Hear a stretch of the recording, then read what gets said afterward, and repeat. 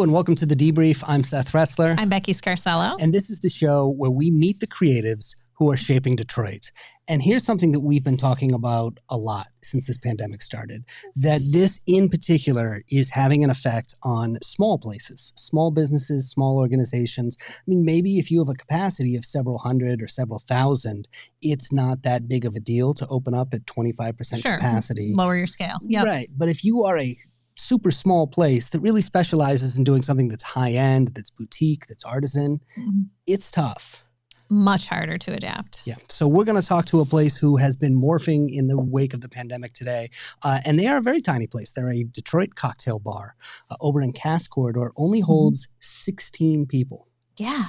Remember 3 years ago, they opened. So they just celebrated their 3rd year anniversary. And we were one of the first we were there to interview. That was one of your first interviews here at The Debrief. Yeah, exactly. Yeah. So this is a very cool place, right? The concept is that by day, they're a fragrance shop. It's called Sfumato. It's actually got 2 names because at night, they turn into a cocktail bar, and it's called Castalia. Right. And we have back on the show again, Kevin Peterson. He is the co-owner along with his wife. Kevin, welcome to the show. Hello. Hey, good to see you. Thanks for having me. Yeah, absolutely. So happy anniversary. And very much. So for those who don't know, you don't have an average bar. Describe what the experience is like. Yeah, so we are located in the lower level of an old Victorian mansion. Yeah, so you come down this winding metal staircase, you come into the store area, and we designed the store to be retail experience by day. So we've got shelves and displays, but then tables that fold out of the tables that fold out of the wall, benches that fold out of the wall, and at night we transform into a cocktail bar. And we take whatever notes are in our fragrances, which are all based on different culinary combinations, and we create drinks that pair with them. And then we spray either the garnish or the napkin with the scent. So you get this dual flavor fragrance pairing when you come to the bar. Yeah. So you have that uniqueness where you're combining your 2 businesses in this whole sensory kind of way. Exactly. So after the pandemic hit, okay, you're a tiny place. How did you even come up with ideas to adapt versus just, I guess we got to close? There was some moments of panic there in the wake of the shutdowns and whatnot. But really what we did was we said, okay, we've envisioned creating these scent and taste experiences in a certain way, very thoughtful, unique pairings and whatnot. But now that we've been forced to adapt, how can we still provide that experience, but within the new parameters of all these legislative changes? So we've opened up for cocktails to go. We've supplied frozen mixers. We've gone into kind of a private club mode where people can reserve the whole bar just for their group and they don't have to be around any strangers. So yeah, we've been, 10 businesses in the last year here when 2 was, I thought, plenty, but. Right, you have to really think on your feet. I like that idea of taking out the whole bar and just using that as a place. I've been getting, some pressure because date night hasn't happened in an awful long time. I think this is probably true for a lot of people during this pandemic. Well, especially you. Yeah, especially me. There's just an awful lot of video games in the bathroom kind of thing. I might need to step up my game. This may be a good way to do it. Yeah. So what's the experience like now? So you get the whole bar to yourself, which is, a unique experience in itself. We light some candles, however big the group is. We're now doing groups of 4 to 8 for the month of April. We basically seat you, start you with a little cocktail and say, what spirits are you into? What flavors do you want to explore today? We've got 200 bottles of a bunch of weird and unique spirits. What do you want to try? And then we just keep a steady stream of, little half size or third size cocktails coming so you can try a bunch of different stuff. And one of the interesting things that's been happening is that we're getting a lot of first dates from people that have been dating for 8 or 10 months.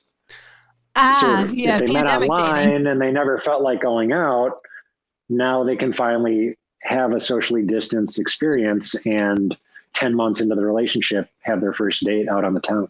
Wow. That's so cool. Yeah. Now, how do people know about this? Has that been a challenge? Just like, because you said you're constantly sort of changing. How do people find out? And how has that been for you to get the drill out there? Yeah, the messaging has probably been the most difficult part. Figuring out how to use Google listings and Yelp listings to communicate what exactly is the current mode, and it's different from last week, and next week it might be something different. So it's been a lot of social media. It's been a lot of email with people that are on our email list. And frankly, it's been a lot of phone calls of people just saying, we want to have a cocktail from you. How do we do that? Like, we'll come in if we can come in. If we have to get something to go, how do we do that?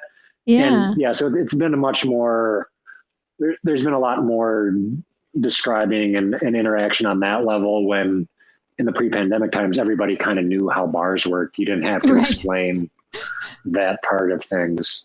Yeah. Yeah. But that's interesting, the point you bring up, though, because you had these existing relationships. So that speaks pretty highly to the value of connection with your customers. Yeah, that's been really important. Early on in the, initially after the shutdown, we had a number of guests step up or email or call and just say, hey, we want to support you. How can we do that? And in turn, we've wanted to provide interesting experiences for people to take home and enjoy the kind of experiences that we provide in different terms. Because yeah, if you're at home kind of eating and drinking the same thing all the time, like how can we provide that service to you to kind of spice things up and introduce some novelty and give you a unique experience? I will say this, after months of eating at home, the fragrances that come with the food at my house are not anywhere near as good as the fragrances that come you do with yours. Yeah, definitely. So what's something really wild now that customers can kind of dream stuff up? What's the craziest requests you've had? Yeah, I recently had a customer that was really intrigued by a gin that we carry that's based on tomatoes. And they just said, how many different ways can you twist this tomato gin? So I just had a whole series of little cocktails with different citrus and different tincture, and just kind of racking my brain for what are all the things that tomato can pair with, given that it's not really a traditional cocktail note. So yeah, that was pretty fun. But every night, what do you pair a tomato with? What do you pair a tomato with? Well, cucumbers. Initially, my mind jumped to basil and kind of culinary pairings, but mint, some different amari have kind of like minty or herbal notes. So yeah, it was a lot of trial and error. Some things were delicious, some things bombed horribly. I was thinking French fries, which is probably why I should not be in this business. Yeah, no, it's not ketchup. Yeah. I didn't have any French fries with me, unfortunately. Yeah, that's really cool though, because I had the pleasure of celebrating my birthday with you guys last summer, so we could be outside, and it has this feel of you're just like my super cool friend that I get to come to your house and you know how to make all this great stuff. So in a way, do you think that's something you'll keep? Like, is that an upside of the pandemic and something you wouldn't have done, and now you want to stay with that model? Yeah, this has been an interesting learning experience, because we're, like I say, we've been 10 different businesses in the last year. Some of the businesses were not successful. We won't keep them around, but some of the things that we've been able to try, we're like, hey, that's actually worth something here. And especially the reservation mode, where I know a guest is going to be with us for a certain amount of time. I can give them a couple drinks and sort of provide a trajectory of flavors and scents rather than just a single drink. So yeah, it definitely opens up some creative possibilities, and we'll be keeping that going forward. Yeah. So you mentioned there were some things you might ditch and just, weren't successful. To that end, what advice would you give? Now, you said something to me before we started recording. I'm going to read this, that sometimes momentum is more important than finding the exact right idea. I just love that. So talk about that more. Yeah. Well, like before we opened, we had gone through all these contingency plans and what if this happens and what if this happens and laid everything out. But during the pandemic, a lot of times legislation has been announced that goes into effect 3 days later, and there's just not time to think through the contingencies. So we just say, well, all right, what seems reasonable? All right, let's roll with it. If we need to change on the fly, we can change on the fly. For better, for worse, customer expectations have been shifted dramatically, where they're willing to go with that flow, and they're not expecting a standardized experience. They accept that there's a lot of uncertainty right now, and some things have been very popular for a few weeks and then they drop off. Some things have started slow and picked up, and it's yeah, a lot of times, even just for kind of mental health reasons, it's better to be doing something, even if it's not going to be the most profitable thing or something that we stick with long term. It's just good to be doing something. You can't let the perfect be the enemy of the good. I think that sums it up. Yeah. All right, Kevin, we've got one question that we ask every guest who comes on the show. Are you ready? Sure.